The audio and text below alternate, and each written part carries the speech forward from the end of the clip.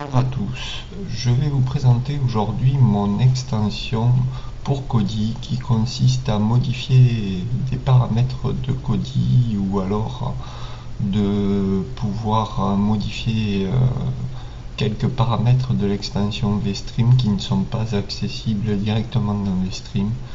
Donc pour commencer, on va commencer par télécharger un fichier sur internet. Donc on va réduire cette fenêtre en appuyant simultanément sur la touche Alt-GR et la touche 8 ou l'anti-slash pour réduire la fenêtre de Kodi et ouvrir une page internet avec un lien que je vais laisser dans la description de la vidéo pour télécharger ce fichier qui s'appelle repository xamax 0.1.0.zip. Donc on le télécharge en appuyant ici sur la touche Download Now. Voilà, le fichier est téléchargé. On peut le retrouver dans les téléchargements. Donc on va retourner sur Kodi. On va agrandir la fenêtre et aller dans l'onglet paramètres pour créer un petit raccourci vers ce dossier téléchargement. Donc on appuie sur paramètres, gestionnaire de fichiers, et ici on peut ajouter une source, parcourir, et ici dans mon dossier personnel, alors la présentation peut changer suivant les systèmes d'exploitation. Moi je suis sous Linux, donc ça se présente comme ça sous Ubuntu. Mais vous aurez peut-être ces deux points. Après il faut aller dans utilisateur ou user et ensuite le dossier de téléchargement. Alors moi c'est dossier personnel et téléchargement. Ici on appuie sur OK et là on a un nom qui s'appelle téléchargement. Je vais rajouter juste un point au démarrage, au départ du nom pour que le lien se retrouve au début de la liste. On appuie sur OK, voilà, le dossier téléchargement a été rajouté au gestionnaire de fichiers de Kodi. On peut maintenant appuyer sur la touche échappe pour revenir au menu principal et aller dans l'onglet extension. Dans cet onglet extension, on a une petite icône en haut, un petit paquet pour télécharger des paquets. Donc on appuie dessus et on va installer depuis un fichier zip. En téléchargement, on retrouve notre repository. Si votre liste est plus longue, recherchez simplement ce nom et cliquez dessus. Voilà, l'extension est installée. Maintenant, c'est mon répertoire, mon dépôt sur internet qui vient d'être installé. Maintenant, on va aller installer depuis un dépôt et le dépôt s'appelant Xamax Repository. Vous cliquez dessus, extension vidéo, et mon extension s'appelle Xamax Mode. Donc vous cliquez dessus pour l'installer en appuyant sur ce bouton. Voilà, l'extension est installée. Maintenant on rappuie sur la touche échappe pour revenir au menu des extensions et là vous voyez la dernière qui vient de s'installer, s'appelle Xamax Mode. Vous cliquez dessus et voilà, mon extension est installée correctement. La mise à jour est faite, elle vient de s'afficher actuellement. J'ai modifié tout mon menu, donc vous pouvez voir ici que le menu possède plusieurs options.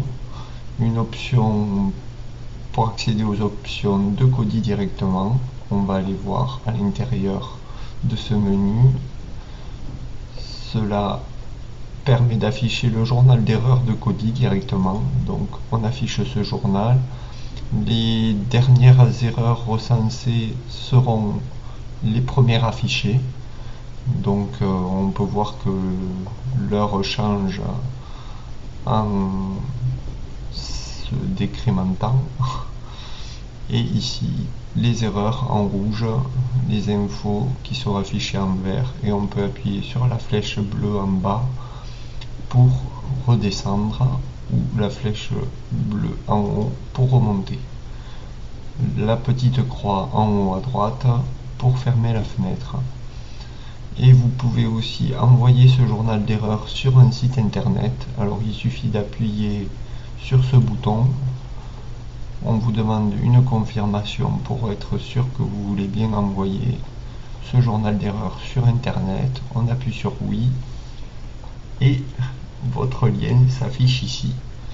Il suffit ensuite de retaper ce lien pour le donner à quelqu'un, pour pouvoir envoyer à quelqu'un d'autre votre journal d'erreur.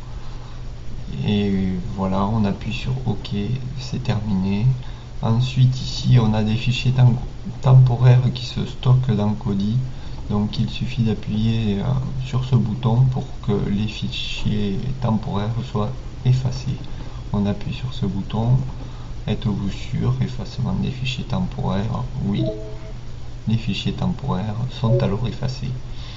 Et ensuite on a des miniatures, des images qui sont téléchargées directement par Kodi, qui se stockent et qui petit à petit prennent beaucoup de place. Donc j'ai créé aussi un lien pour pouvoir les effacer ici. C'est le même principe, une confirmation, on appuie sur oui et toutes les miniatures qui ont été téléchargées dans Kodi sont effacées. Voilà pour le menu des options de Kodi. Maintenant on peut passer aux options de VStream. Alors ici vous avez un menu pour pouvoir modifier la vitesse de téléchargement de VStream car elle est bridée d'origine. Donc vous pouvez cliquer sur ce lien et ici en général vous avez la vitesse de téléchargement qui est par défaut. Alors là je clique dessus pour la remettre par défaut. C'est OK. Voilà, la vitesse actuelle de Kodi est revenue par défaut. Et ici on peut modifier sa vitesse. Alors suivant votre configuration, ça peut ralentir votre ordinateur ou votre smartphone. Donc vous pouvez tester ces différentes améliorations du téléchargement. Sachez que si vous avez un téléchargement en cours, il faut l'arrêter pour qu'il reprenne une vitesse, la vitesse que vous avez choisie. Donc là je vais mettre téléchargement sans ralentissement, on appuie dessus, une confirmation pour dire que ça a été bien fait et OK, et là on voit la vitesse actuelle qui a changé de place. Donc on revient en arrière, on peut aussi trier les marque-pages de VStream en appuyant sur ce lien, on appuie dessus et les marque-pages sont triés par ordre alphabétique. Ensuite on a le tri des recherches aussi, de votre historique de recherche qui peut être fait ici directement quand vous avez des grandes listes de marque-pages ou d'historique de recherche. Ça peut être utile pour aller plus vite sur les liens. Donc on appuie dessus, on clique sur OK et si on va voir dans VStream, voilà, si on va voir l'historique de vos recherches, elles sont triées par ordre alphabétique. Voilà pour l'historique de recherche. Et en ce qui concerne les marque-pages, ici les séries, j'en ai 131, donc ça peut être pratique de les avoir triées par ordre alphabétique sans tenir compte de s'il y a numéro de saison ou pas. Il va mettre toutes les séries à la même place ensemble. Voilà pour le tri des marque-pages. On revient en arrière, on peut revenir sur Xamax Mode. On peut voir les options de Xamax Mode directement. Alors il y a des mises à jour qui peuvent être faites manuellement. Toute l'application peut être mise à jour directement ici en manuel, mais sachez que c'est fait en automatique. On peut le voir dans les paramètres de l'extension. On appuie dessus et ici mise à jour de Xamax, on voit que c'est coché en automatique. On peut voir les versions qui ont été téléchargées de chaque fichier de mon extension.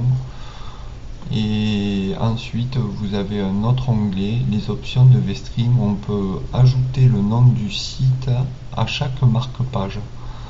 Alors il suffit de cocher cette case et on refait un tri de marque-page dans l'onglet des options de VStream et ça va rajouter le nom du site. Si jamais on veut le retirer par la suite, il suffit de cocher ici pour le supprimer, le nom du site. Il sera en couleur, en jaune après le nom de la série. Voilà, on appuie sur OK.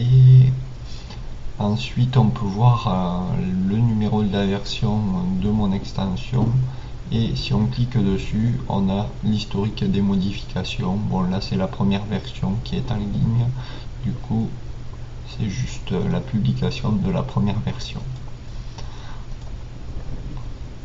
Et ensuite vous avez deux onglets pour lire des fichiers M3U, des listes de MP3 directement dans Kodi ou avec un lecteur F4M qui permet de lire des vidéos en streaming sur internet et c'est assez pratique, donc je vous le conseille. Il y a plein de tutos sur internet pour installer F4M et regarder des chaînes télé avec cette extension.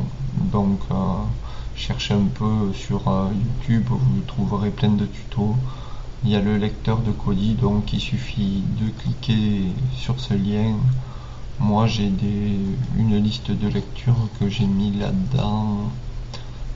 Par exemple un album de M, et là ici on a tout l'album, on clique sur la chanson pour la lire et voilà. La touche à